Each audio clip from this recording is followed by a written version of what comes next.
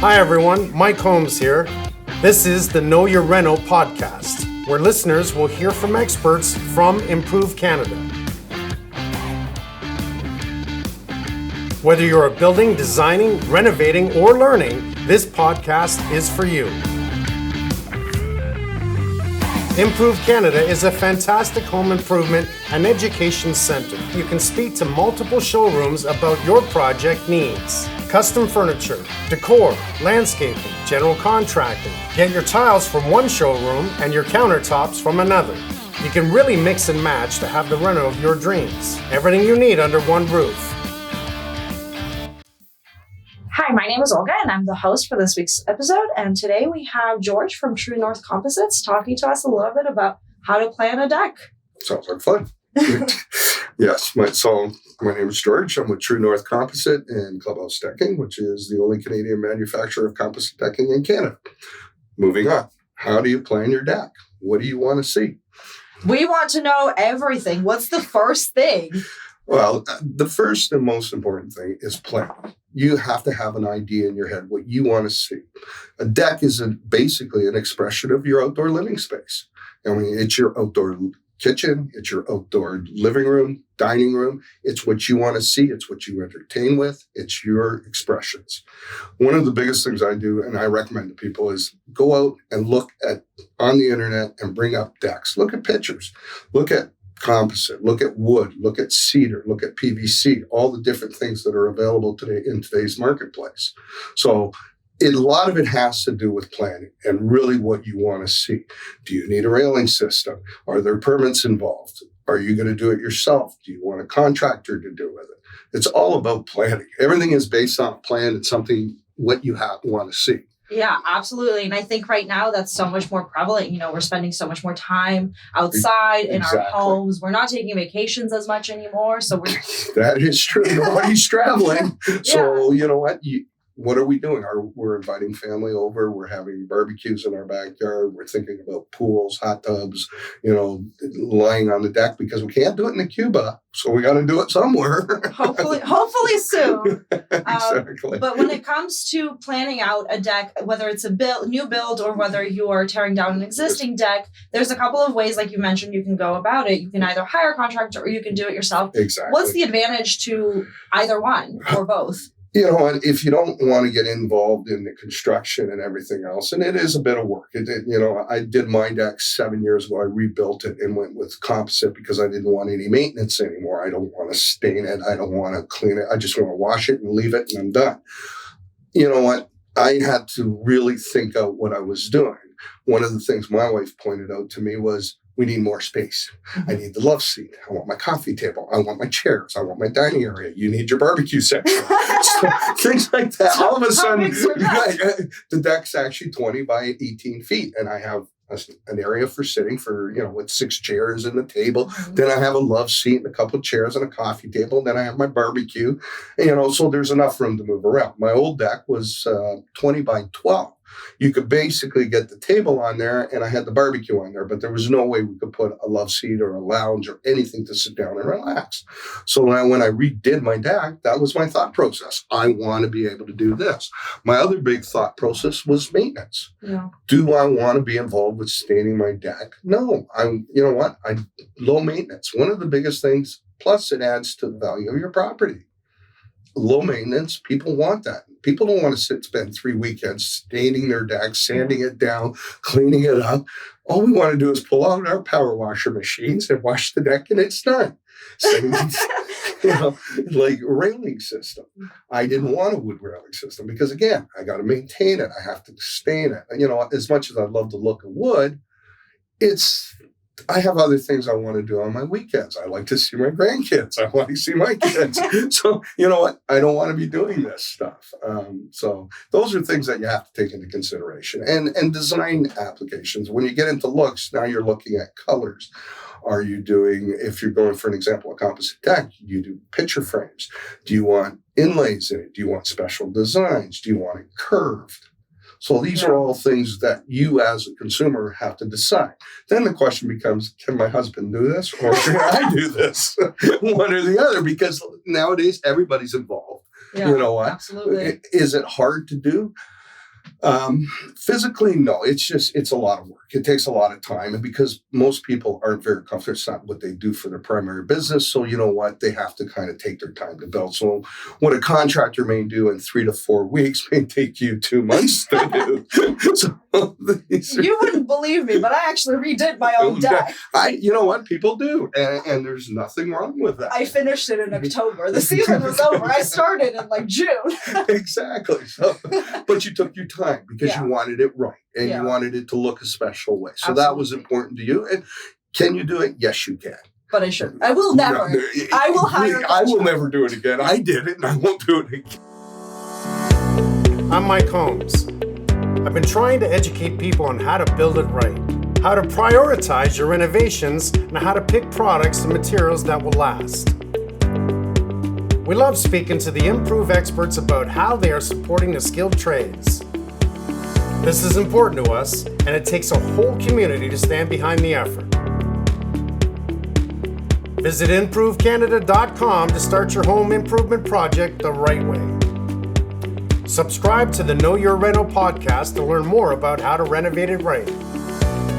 And if you do see me at Improve Canada, please come by and say hi. Hope you enjoy the podcast and keep making it right. So I'm never going to do this again. I will definitely be hiring next time. Are there instances or parameters where you absolutely should be hiring a contractor, or like when you would discourage people from maybe attempting this on their own? If it's a large multi-level deck, I kind of look at it and say, you know what, now you're into structural issues. So guess what? If you've got a deck that's, say, on the second floor, that's off your bedroom or the kitchen, and then you got another deck that's off another floor of the house, you're now into design and engineering. So you want to make sure it's done right. That I would look at a contractor. You know, you don't necessarily always have to use a contractor for everything. You may decide he can do my substructure and I will put my own boards on. I will do all that. That's up to you. That's up to the individual. But basic thing there is you have to look at your municipality and what your restrictions are there. Right. Okay. And if it is a structural, like a second floor, and it falls down, you're the person liable if you do it in yourself and it's not right. So you got to weigh the risks, of what are you doing here. Contractors are great. There are a lot of good contractors out there, but there are also some bad ones. So you have to, my rule with contractors, with end users and customers is if you know somebody you're comfortable with, you trust them, we'll work with them. That's the way we look at it. Right. I do not like to pick contractors because you know what? Then it falls upon me if there's a problem. And you know what? I have enough issues in my life to add more to that. We all listen, especially now. We all do. We all have things to deal with. So exactly. So that's the way to look at it, or one way to look at it. It may not be right, but it is the way I look at it. Okay. So you mentioned substructure. Could you elaborate a little bit on what is a substructure? Are there different types? What can we expect or anticipate? There are different ways to do a substructure. Nowadays, traditionally a substructure was you had a sonotube, which was a hole dug into the ground, usually about 4 feet to allow for the frost line. Then you would put a post inside that. They'd pour cement, and that was your substructure. That was your starting point, not so much your substructure, but your starting point. Then you would build your substructure above that, and that would support everything. Okay. Nowadays, there are different ways to do it. You can do pylons, which are screwed steel rods that go into the ground, and they don't use concrete. They go drilled right into the ground, and that starts your substructure support system. You could also still use sonotubes, and what I think they're latches, but I call them satchels for some reason. Don't ask me why. It's a word that's easy to say. And it sits on top of the concrete, and then you put your posts, and then you secure the post to the satchel. Okay, and then you start your substructure along. Easiest way to look at a substructure is think of a wall in your house. If you built a new house, you see all the studs. It's a laying down wall. That's basically what it is. It is a wall that's laying down on the ground, supported by either the pylons or the posts or whatever you're using to support it. That's what a substructure is. It's usually designed 16-inch centers is what we call on center. Most contractors I know use 12-inch on centers. For the extra cost of a couple of boards, you're getting a stronger substructure. So I always say, you know what, if you're brand new, go with 12. It's only going to cost you a couple extra joists. It's not huge money. Okay. If you're an existing, then okay. If it's an existing 16, which my personal deck was when I did it, because I built it 15 years ago and then resurfaced it 7 or 8 years ago. So I already had a 16-inch base on center substructure. So I just continued that. That's all I did. Once you get your substructure built, then you have to look at your spacing for your railing, things like that. What are you going to put on the top of it? Are you going to put wood? Or are you going to put composite? Are you going to do PVC? I've heard of metal, decking boards. There are all kinds of different things on the surface that you can do. Okay. Yeah. So you mentioned railing systems. Do we need a railing system? Every municipality has their own railing system. The general rule is if the deck is above 24 inches, 2 feet, you need a railing system. Okay. It's a safety issue. It's very simple. If you have your grandkids or your kids come, you don't want them to walk off the deck and fall 2 feet down, and then you're picking them up and taking them to the hospital for a busted tooth or something. Hey, listen, that can happen even with you. Exactly. Friday night, couple of drinks. Life goes on. Yes. So you do need a railing. And in railing systems, you've got all kinds of options in it. There are the wood railing systems, cedar, aluminum, vinyl, glass. And it's all about your budget and your price range. Yeah, you know what? Absolutely. One of the things in the beginning that I should have mentioned is put a budget together. What are you looking at spending on your deck? I mean, if it's a small deck, it could be a couple of $1,000s. I've done one this year alone, must have been close to $250,000. It's a big It job. was an island. Okay, he had to get barge, everything. It was an island, actually. So you should have led with that. Yeah, well, it was huge. But I've done some really huge jobs where, people don't want the maintenance. So they were replaced. This is an existing project that was already there in wood, and they went composite because they don't want maintenance. They want to be able to wash it. It's done. Goodbye. See you later. Absolutely. Technology. The other beauty about composite you have to think about, and I know I'm going to push composite, sorry. No, please. Is it's recycled material. Yeah. So for every 10 by 12 deck, you're using anywhere between 10 and 15,000 water bottles. Wow. Okay, so you have to look at the green effect. And that's very important in today's society. Absolutely. We're all thinking about the environment. We're thinking about how do you save trees. Most of the products, whether it's ours or other people, are reusable. So we can regrind and put it back into our manufacturing facility and reuse it as raw material again. That's incredible. So that's why we advertise 95% recycled. But the whole point of it is things that you have to look at. And you know what? How conscious are you? The environment is important to everybody.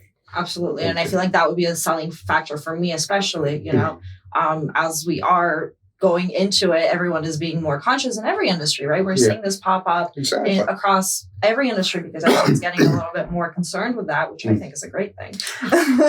I have 2 daughters, probably in the ages that you guys are in, and everything is about green. When they talk to me, Dad, are you being green? Don't do this, don't do that. You know what? It is the way society goes, and we develop, and we grow, and things move on forward in life. So I'd get along great with it. So you mentioned when we were talking a little bit about the railing systems, you mentioned different municipalities have different rules. Yes. And I feel like a lot of people may not consider, but you actually need quite a bit of permits, right? To build a deck. To build a deck, you need to find out from your municipality what are their requirements. Yeah. Some municipalities, I believe in Toronto, if the deck is floating, in other words, not attached to the home in any way, it's simply supported by the post and the substructure, you do not need a permit. Other municipalities, you do need a permit. So every municipality is different. There are municipalities, if you don't get a permit, they have the right to come into your backyard and rip it out, and they'll bill you for it. So you really have to be careful. That's one of the advantages of using a contractor or an organization that knows these things. Yeah. Okay, so you don't have to deal with it. Because let's face reality, dealing with the government, even in a municipality, is not the easiest thing at times. Yeah. So, you know what? You want to be confident, and you need to make sure that contractor does know the rules of the area that you live in. Right. That's how important it is. So because it's different everywhere, right? Everywhere is different. Like Barrie, London, Ottawa, they're all different rules. Toronto, we all have different rules. Mississauga, everybody has their own building inspectors, and everybody has their own rules. There are certain standards that they'll live by or work by. For example, in the composite world or the PVC world, there's a standard called CCMC, which is the Canadian Construction Material Certification. If you're buying a product from whether it's ours or somebody else, you should ask, is this product CCMC approved? Mm-hmm. So we have gone to the federal government and obviously made all their tests and had our product approved. We are a Canadian company. Obviously, this is our backyard. To us, that's important. So these are things that you have to take into consideration. You have to look at it. It's easy to do, but there are things that you have to think about before you go crazy. Of course. And all of this is going to add on to timelines. It's going to add on to your budget, exactly. right? So these are often things that people should be considering before they take on a project like this. And we've only really touched upon the GTA, you mentioned Barrie, London. All over. We're not even talking about the States because they have entirely different rules. The States is a whole different ballgame. Yeah. I have to admit, in Canada, our standards are very tight. Mm-hmm. So when you go for a CCMC certification in Canada, it's a lot tighter than the United States. It's very difficult to get these certifications. It's a lot of money, but once you got it, you're pretty confident your product will stand up to pretty much anything anybody. Absolutely. And that goes to pretty much any Canadian standards. I spent a lot of time in the electronics industry. Our standards in Canada are much higher than Europe's, much higher than the US, which is great. We get good quality. Yeah, it gives us good quality products that we manufacture here. Yeah, absolutely. Could you touch upon a little bit, I don't know if this is your area of expertise, but let's say building in different climates. So maybe if someone is listening from Texas or California, right? Could you touch upon how that might be different from building in the GTA? Okay, climate and environment obviously affects your deck. We live in a country, Canada. Let's face reality. Today it's plus 40, tomorrow it's minus 40. Yeah. When you're using materials, obviously wood does shrink a bit. Composite, definitely. Anybody that says if you're using composite, it doesn't expand and contract, of course it does. It's plastics material. Yeah. Put anything plastic outside in the winter and you'll see it gets bigger or smaller. So you do have to take that into consideration. But that's a minor really thing, because when you're building your deck, for an example, you lay your deck boards out. You're laying it out, let's say in the middle of summer. So the board is completely expanded. Mm-hmm. Okay, so do you need to allow gapping in your boards for expansion? No, because you're already expanded. But if you tilt that deck in the winter, it's a whole different ballgame. The board is completely contracted. So now it's going to expand. So you may have to allow for 1/8 of an inch gapping against other boards. Okay, things like that. So that's where the environment, whether you build it in Texas or Canada, it doesn't really matter. We get hot days here. Yeah. Think about it. We had a couple of days this summer that were 44 degrees. It's like, where's the pool? And don't bother me. I don't want to be in the water. So, what about in terms of surface temperature? Because I know I love to walk in bare feet on my deck, and it feels to me like something like a composite might get a little bit warm. Yes, no. Like we build in a protective material that allows to deflect the heat, and it's been tested to be 15 to 20 degrees cooler than my competitors. Wow. Okay, but take into consideration, you're on a deck. If you've ever been to Cuba, and I don't understand why they do this, all the boardwalks in Cuba are painted dark brown.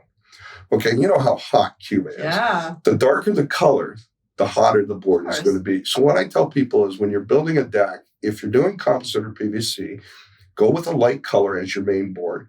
Use a dark color for your picture framing and your breaker boards to accent the main board. But at least that way you can walk on the main board and you're not. And usually that picture frame is covered by a railing system. So you're really not on it in any way, shape, or form. Always go with a nice light color, but to each his own. Yeah. Everybody, I've had decks built in a real dark gray and I kind of went, okay, that's going to get hot, but you can get the same effect with wood or cedar if you stain it a dark color. It's the same thing. Dark colors obviously attract the heat, so therefore they're going to be hot. Best example I give people is my wife has lupus, which is a bit of a skin disorder. And my deck is what we call stone gray, a very, very light gray. The only time she can't walk on it barefoot is when we're into the 40s, because it is so hot outside. But mind you, you can't walk anywhere when it's in that temperature, whether it's a regular deck or not. It really doesn't matter. So I know. Even you're on a beach in California, you're not walking on that sand. Well, no, exactly. That's why I use Cuba, because you can't walk on the sand, you can't walk on a boardwalk. You just run to the ocean and hope for the best. That's how I do it. Yeah, exactly. Yeah. What about the distinct advantages and disadvantages of maybe using every single material like wood versus composite versus PVC, just so that we can get a better idea of what maybe is better suited for our environment, for our house, for our budget? It really comes down to budget. If you look at today's composite, generally it's running about anywhere from 8 to 12% higher than, let's say, cedar. Now, if you look at today's cedar and you look at today's pressure treated, this isn't the same stuff that we used to make 25, 30 years ago where it would last for 25, 30 years. I've had people put in pressure treated decks. I got a call actually a couple of weeks ago. They put it in 3 years ago using the new pressure treated wood, nothing wrong with it, but it doesn't last as long. And based on today's market with demand, manufacturers are pushing pressure treated out faster. In the old days, you would cure the board when it came in, you'd chemically treat it, and then you would cure it again. I don't believe they're doing as long process because of the demand for the wood that's out there. They're just rushing product through. So I had a client call and she said, I did a pressure treated 3 years ago. I got to redo all my surface boards and I'm not doing pressure treat. I want to do something that will last a longer period. Our product's warranted, and most manufacturers in the composite world, 25 to 20, 30 years warranty. Most people don't stay in their house more than 20 years, let alone 25, 30 years. Yeah. So you look at it and you kind of go, well, I do it once, it's done, it's out of my hair, life goes on. Yeah. The other thing that it does is it adds value to your home. Maintenance-free decks. People like that. Oh, we move in, we set up our furniture, and life goes on. You'll let the husband to go out and wash the deck, get the hose out and wash it, and it's done. Life goes on. Yeah, absolutely. So when you are planning out your budget, are there special things that you have to consider that maybe a lot of people don't consider when it comes to building? Because I know we all budget for materials, we budget for labor, but I'm sure there are factors that we don't account for that could have extra costs. Well, you got tool costs. I mean, do you have a saw? If you don't have a proper saw, you got to go out and spend. And saws aren't cheap. You're $400 or $500 for a half decent saw, miter saw, or whatever you want to get into. Do you need drills? Well, most people do have cordless drills, and away you go. But are they strong enough? So do you need a good cordless drill, not your 1999 special? Things like that. I feel attacked. It seems to work, but it's not going through, and I got to replace the battery all the time. Those batteries aren't cheap. So there are factors like that. Material costs. When you get into material costs, what a lot of people don't think about is hardware costs. Screws. Are you using color matching? Are you going with plug system? That's another big thing nowadays. Not in wood, but in the composite and the PVC world, we use plug systems. So you've got a screw that's stainless steel, it'll weather fine, and then you have a plug that goes on top so that you don't even see the screw because people don't even want to see screws these days. So hidden fastener systems, things like that. That hardware costs obviously more money. So that does add, it's not like nailing a wood board down. Yeah. You now got hardware, and whether you want to go with a color matching or you want to go with the Pro Plug or a plug system or the Cortex system, depending on what you want to do. Most main boards are clipped, so what we refer to as a hidden fastener system. So they're all clips then, or you're not screwing the boards right down to the joist, you're just clipping it on. Wow. Okay. As a manufacturer, one of the things that we do that's a bit different than everybody else is we double side boards. So if you do a boo-boo, nobody admits to make a mistake, but should one happen, on our composite, you can actually flip it over and reuse the other side. Because it was never there. And life goes on. And it looks just as good as when it went in. Yeah, so absolutely. these are things that you have to look at. I remember I've had to take at least 7 extra trips to Home Depot for screws. Yeah. And that added on super quick because, you're spending what, $6-7 for a really long screw? $40-$50 for a box of screws or whatever it is. You buy them 3-4 times, there's $300-$400 in there. Yeah, that you didn't account for. Yeah. And especially now, I imagine with COVID-19 and all of the factors, the supply chain issues, I imagine that you should be budgeting probably a little bit more than you would have 2 or 3 years ago. Yeah, we've all seen the price of wood and when it's gone up. Price of steel, we've already been notified that steel prices have gone up and drastically, like 24 to 26% increase this year alone. And we've been advised that there's another increase coming in the new year for hardware. So steel's gone up. Things have, some things have plateaued, some things have started to come down. You can see pressure treated has come down. 2 years ago, you could walk into any retailer and pretty much none of them had any pressure treated whatsoever. It was a huge, huge shortage. Yeah. So obviously that drove the price. Right now there's a glutton in the market and people have been told that, prices are coming down, but they believe there's going to be a shortage again next year. Obviously, COVID hasn't left us, so guess what? Most of us are going to be stuck at home, even though we want to go somewhere. When your government is telling you to stay home, you kind of got to go with the flow, and then the demand is going to be there. So obviously, construction projects are going up, decking projects, landscaping projects, all these projects are going up. Getting a pool nowadays, I hear it's a 2-year wait to get a pool. We looked at it because we're going, well, we're not going anywhere. Why don't we put a pool in? Yeah. We'll expand the deck. We'll get a lower level deck to go to the pool, and away you go. Things like that. Yeah, I've talked to a pool company recently. I know they're sold out until like 2023. Yeah. Exactly. So I imagine timelines are another thing, right? Yeah. You may not be able to necessarily do everything you want to do this season. You might have to wait a little bit. Is there a better way to plan for that? You know what? The sooner you plan, the better. I can tell you right now, most of the contractors I deal with, I have a gentleman in Ottawa I deal with quite a bit. He sells anywhere from 20 to 30 decks a year in the Ottawa area, one neighborhood, and he's already pre-sold and pre-booked for all of next year. He's not looking at any new jobs. He's actually told his clients, you're going to buy the material this year because he knows there's price increases, the way the supply chain is going. We're going to put it in your garage. And then we're going to put it in next year. And so the customer is obviously saving money by buying the material in 2021 pricing, not dealing with 2022. But he's not getting his deck until 2022. The anticipation would kill me. Yeah. It's just what some people have done to kind of go through this time in life with COVID and the industries the way they are. You're planning, you got to plan. If you're looking for a contractor, a lot of these guys are already booked solid all of next year. Yeah. The good ones are pretty much booked solid for next year. Absolutely. Anybody that's good at it is booked solid. We also do a lot of development projects. Like I'm currently working on 190 townhomes in Markham, where each townhome has 3 decks. Now these are $1.8 million townhomes, and they're going all high end. But again, one of the things that saves the builder is when you have to warranty a home for 5 years, the last thing I want to be doing is sending somebody over to replace a piece of wood when I can have a 25-year warranty or a 30 lifetime limited warranty on a composite or PVC board. Yeah. So, these are things that you have to look into. Yeah, and so especially if you want a deck right now, your only option might be to do it yourself. It may be. I've had a lot of people say, well, my contractor keeps telling me he's coming in, he has it. How hard is it? Well, it's not too hard. Just plan and you know what? Away you go. Get your substructure. If your substructure in, and I had a lady that did it, and she went and put her own boards on. Deck turned out fantastic. Looked great. She was a little nervous, but once she got doing it, she was pretty comfortable doing it, and you can't blame the contractor. These guys are swamped. There's such a demand. How can you not? You're trying to be too many places at once. So you kind of go with you kind of have to work with them as best you can. Absolutely. Okay. And hey, if worst comes to worst, you just watch a bunch of YouTube videos, grab a drill, and in you go. Exactly. We all do it. I'm not the fountain of knowledge on everything. You know what? If I got to do something, I go on to YouTube, look at it, and I'm like, can I do this? Yeah, I can. No, I can't do that one. I'm taking it into the shop. So you kind of make your own decisions there. Yeah, absolutely.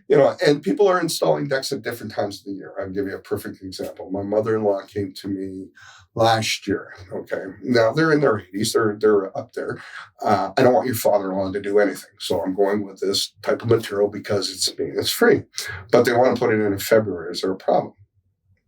And kind of looked at her and said, well, as long as you plan for it, you'll be okay. And they did. And they did the whole deck, the boathouse, and everything's done. And the boathouse is designed with a little 1-bedroom. So me and my wife stay there when we're there. It looks fantastic. What shocked them the most was the railing system. My father-in-law put this deck in 30 some odd years ago, and he had a little wooden railing system that was like 1.5 feet high. The new railing system was obviously 36 inches high. She kind of went, I didn't realize. And she went and got the codes from the municipality and what they actually needed. Mm-hmm. She actually didn't get it from the municipality. She got actually from the railing company. This is the standard in Canada today. So you can get that from the railing companies as well. But that was the only thing. It was that all of a sudden that railing system that used to be like to your knees was now up to your waistline where it's safer. And she said, at least I feel safe. Right. We can walk on it. I don't have to worry about falling over. I said, yeah. But 30 years ago when you did decks, there were really no rules or game plans. There were, but there weren't as today's, obviously today is, And we see building codes change all the time and they get outdated, right, as new safety standards come out. So that's definitely really important to consider. Yeah, it is. And you need to know, because the last thing you want is to have an incident to happen either on your deck or your railing or something. I mean, how would you feel? Somebody falls off, breaks their leg, you don't feel too good about it. Yeah, absolutely. Yeah. Absolutely. Well, thank you so much for being here, George. It was such a pleasure. It was a pleasure. Yeah, it was so great chatting with you. If you want to get in contact with George in terms of materials, sourcing materials, composite PVC, we will have all of the contact information down in the description below. You can come book an appointment at Approved Canada and you can get in contact with George and chat with him. Yeah. Great. Thanks, Olga. It was a pleasure. And you know what? For the first time doing a podcast, I'm kind of impressed. I'm an old guy that's not used to the modern technology. So. You did fantastic. You can bang out like 10 more of these today. Anyways. Thank you for joining us for this episode of Know Your Reno. If you would like to get in touch with today's speaker or any of our large number of showrooms at Approved Canada, please check the description for a link to book an appointment with us at Canada's largest home improvement center. Don't forget to keep in touch with us on our socials, and we will see you next week for another value-packed episode to make your next home renovation a breeze.